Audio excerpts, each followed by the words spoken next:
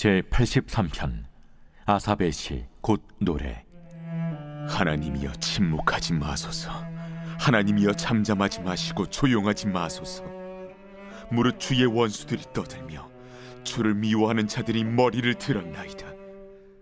그들이 주의 백성을 치려하여 간계를 꾀하며 주께서 숨기신 자를 치려고 서로 의논하여 말하기를, 가서 그들을 멸하여 다시 나라가 되지 못하게 하여 이스라엘의 이름으로 다시는 기억되지 못하게 하자 하나이다.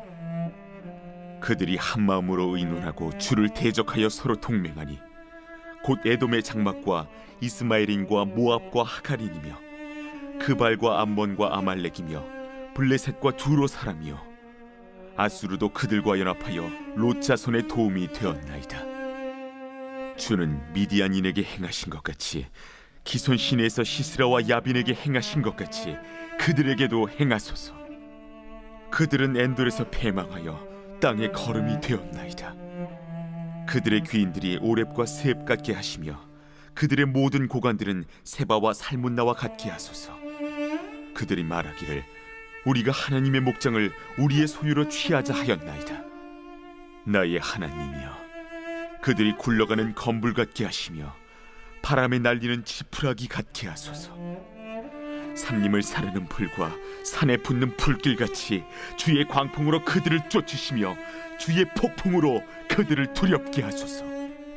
여호와여, 그들의 얼굴에 수치가 가득하게 하사 그들이 주의 이름을 찾게 하소서. 그들로 수치를 당하여 영원히 놀라게 하시며 낭패와 멸망을 당하게 하사 여호와라 이름하신 주만 온 세계의 지존자로 알게 하소서. 하나님을 알고 배우다 보면 그분이 하신 일과 성품에 대해서도 알아가기 시작합니다. 이 세상을 하나님께서 어떤 마음으로 지으셨고 자기 백성을 구원하기 위해서 어떤 일을 하셨는지를 보며 우리는 감격합니다. 그러나 때론 우리 인생 가운데 하나님께서 아무리 기다려도 나오시지 않으시고 악한 이 세대와 그 길을 따라가는 주변 사람들에 대해서 어떠한 조치를 취하지 않는 것들, 그리고 마치 하나님을 우리가 부르짖지만 하나님이 없는 것 같은 세상 속에서 살아가는 것처럼 느껴질 때 우리는 참 마음이 고단합니다. 오늘 시편의 시인 역시 얼마나 갑갑했으면 하나님께 침묵하지 말아달라는 표현을 각기 다른 표현으로 3번이나 함으로써 우리가 사는 이 땅에 하나님 통치가 다시 임하기를 간구하고 있습니다. 침묵하고 계신 것 같은 하나님과 다르게 원수들은 기가 살아서 자신의 악한 소리를 마음껏 소리 지르고 다시 하나님을 대적하려고 머리를 들고 있습니다. 이들은 하나님을 따르는 백성을 공격하려고 온갖 꾀를 다 짜내고 환난 속에서도 신앙을 붙들고 어떻게든 살아가려는 자들까지 완전히 없애버리려고 다같이 한마음이 되어 이스라엘을 공격합니다. 6절에서 8절까지는 하나님의 백성을 공격하는 10개의 연합군의 이름이 호명되는데 이 나라들은 이제껏 이스라엘 백성을 공격했던 나라들입니다. 더욱이 최강 개국이었던 아수르까지 끼어들어 이스라엘을 공격한다고 하니 더 이상 소망이 없어 보입니다. 이런 모습은 우리에게도 마찬가지입니다. 가끔 일반 교회를 사역하시는 목사님들 만나서 이야기해보면 교회 안에 참 안타까운 일들에 대한 소식을 주로 듣게 됩니다. 뉴스를 듣다 보면 거짓이나 악에 대해서 부끄럽게 여기지 않는 것이 특별한 일이 아니라 일반적이게 되었다는 생각도 듭니다. 그런 것들을 바라보면 하나님 나라 백성으로 살려고 하는 것이 정말 의미가 있나 싶기도 합니다. 이미 다 패한 전쟁에서 또 모두들 다 저쪽 편으로 돌아선 마당에 내가 이렇게 살아서 뭐하냐 할 때가 있습니다. 엘리야도 어쩌면 그런 마음으로 로데논 밑에서 하나님께 차라리 자기 좀 데려가 달라고 한지도 모르겠습니다. 그러나 시인은 과거에 하나님께서 이스라엘에 행하셨던 일들을 기억합니다. 그때에도 하나님의 통치가 이루어지는 것 같진 않았고 적들의 공격에 절대로 우리는 이길 수 없다고 생각했었습니다. 하지만 하나님은 그러한 순간에도 하나님의 사람을 세우셔서 원수들을 이기고 이스라엘을 구원하셨습니다. 9절은 사사 드보라 시대 때 이스라엘을 공격했던 가나안 왕 야빈과 장군 시스라를 하나님께서 물리친 것을 떠올리게 만듭니다. 그때도 그랬던 것처럼 오늘 우리에게도 그렇게 해달라고 요청하고 있는 것입니다.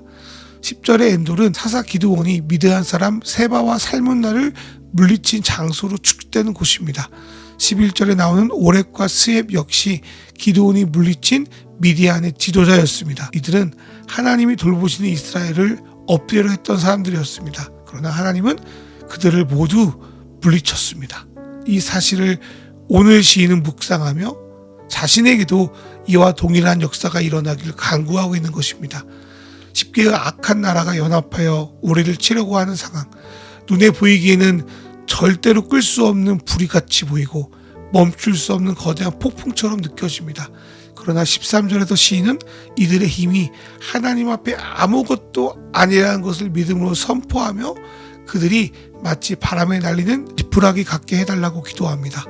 그러면서 하나님은 살림을 불사르는 거대한 불과 같이 누구도 멈출 수 없는 거대한 광풍처럼 이 땅의 악한 자들과 권세들을 온전히 심판해 달라고 간구합니다. 그리고 더 나아가 악한 자들까지 하나님께 용서를 구하고 하나님만이 온 세계의 지존자로 인정할 수 있는 그날이 오기를 간구하고 있습니다. 오늘 우리가 드려야 될 기도도 좀 그렇습니다. 사랑과 정의를 이야기하시는 하나님은 오늘날 현실에서는 힘이 없어 보입니다. 그래서 스스로를 신앙인이라고 부르는 사람들도 하나님을 세상의 우상과 비슷한 형태로 바꾸어 이분이 바로 우리를 구원하시는 하나님이라며 소리치기도 합니다. 그런 현실 속에서 하나님은 일하지 않는 것처럼 보입니다. 그럴 때 참 속상하고 답답한 것이 사실입니다. 그러나 오늘 다시 주님의 말씀을 묵상하며 우리의 마음과 생각을 다잡습니다. 그리고 그때 하셨던 것처럼 오늘 우리의 삶 속에서도 자신의 통치를 보여주실 것을 믿으며 오늘도 기도로 나아갑니다. 드브로아의 하나님, 기드온의 하나님, 엘리야의 하나님, 베드로와 바울의 하나님 어디 계십니까? 오늘 우리에게 오십시오. 특별히 지금도 이 땅에 불의로 고통받는 그들에게 찾아가 주십시오. 그들을 구원해 주십시오. 하나님을 무시하며 뻔뻔하게 악을 행하는 자들, 그리고 그들의 조직 위에 당신의 살아있음을 보여주는 심판을 내려주십시오. 그렇게 오늘 이 시간 주님 말씀 생각하며 기도로 나아가겠습니다.